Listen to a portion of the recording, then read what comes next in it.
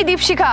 কেমন থাকবে আজকে উত্তরবঙ্গের আবহাওয়া, দক্ষিণবঙ্গের খবরই বা কি, কোথায় বৃষ্টি কোথায় রোদ ঝলমলে আকাশ, তাপমাত্রার ফের বদল কতটা, কেমন থাকবে তিলোত্তমা কলকাতার আকাশ, সব খবরের আপডেট দেখে নিন এক নজরে। আসছে আবহাওয়ার খবরে।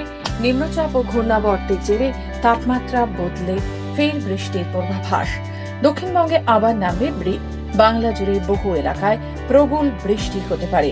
বঙ্গোপসাগর থেকে দক্ষিণমুখী বায়ুর সঙ্গে জলীয় বাষ্প ঢুকছে, যে কারণে দিন কয়েক বৃষ্টির পরিস্থিতি তৈরি হচ্ছে, এমনটাই জানিয়েছে হাওয়া অফিস।